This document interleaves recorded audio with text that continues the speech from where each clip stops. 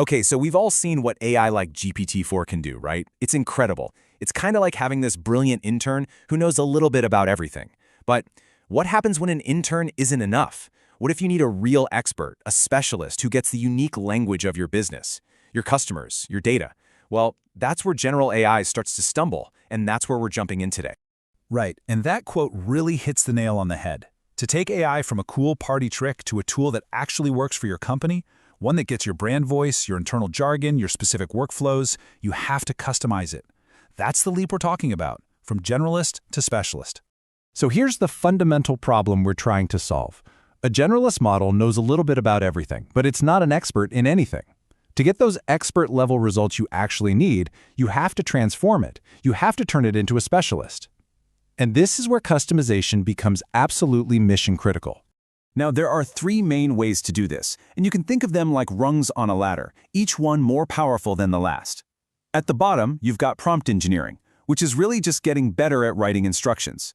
In the middle, you have RAG, which is like giving the AI your own personal library to pull facts from. But at the very top, the most powerful method of them all is fine-tuning. So when do you need to climb that ladder? Well, prompting is fantastic for quick and dirty tasks, controlling format and style. But if you need to fundamentally change the model's core behavior, if you need to teach it your company's unique terminology or bake in your brand's voice so it's always consistent, that's when you need to bring out the big guns, fine-tuning. Now, this all sounds great, but until very, very recently, this level of customization was basically a pipe dream for most people. For a long time, fine-tuning was this monumental task, something only huge companies with huge budgets could even think about. Let's dig into why it was so ridiculously out of reach.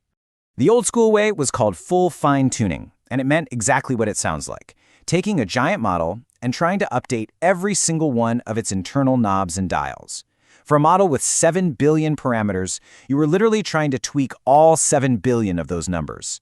You can just imagine the sheer brute force that takes. And all that horsepower? Yeah, it came with a monster price tag. We're talking upwards of $50,000 for a single training session. That cost, plus needing a whole server farm of expensive GPUs, put true AI specialization on a shelf that was way too high for most startups or developers to even dream of reaching. And then, everything changed.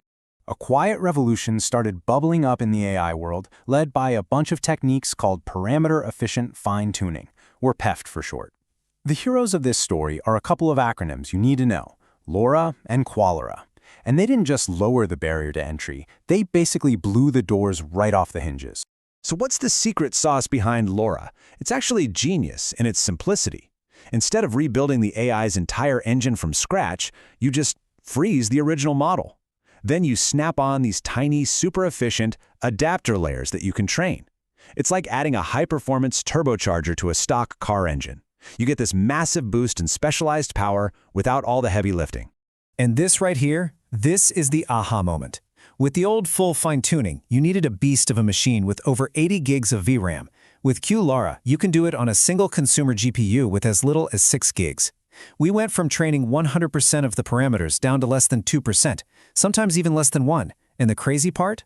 You get almost the exact same quality.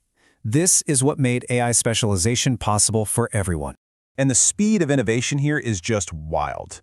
A couple years ago, we were all using these clunky, unstable methods like RLHF. Then came DPO, which was way simpler and more stable. And now, we're already seeing new techniques like ORPO, making things even more streamlined. The field isn't just walking, it's sprinting. Okay, so the tech is here, it's accessible, it's powerful, awesome.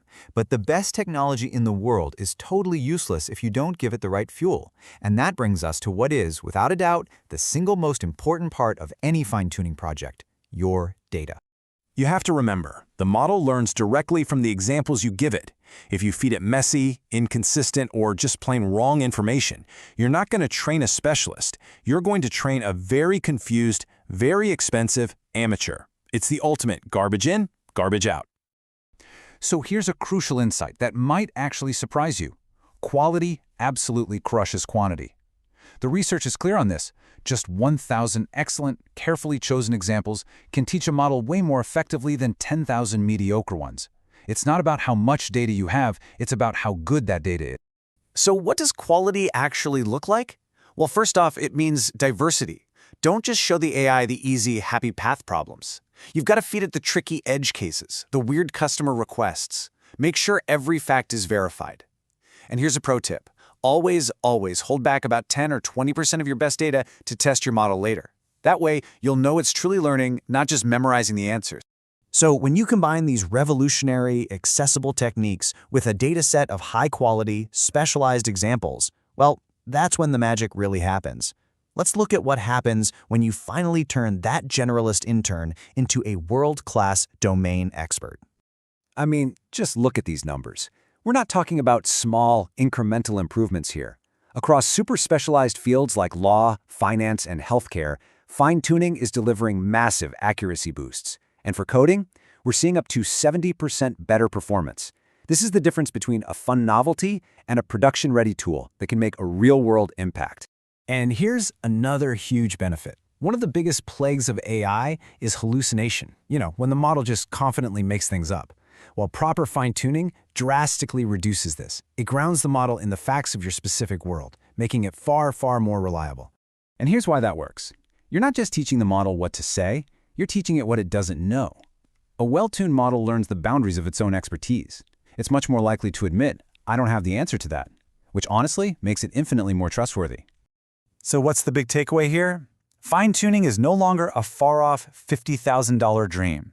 The tools are here, they're accessible, and they are ready to go. Your unique data, your company support tickets, your research, your internal docs, that's your expertise bottled up. The only question left is, what genius are you going to teach an AI?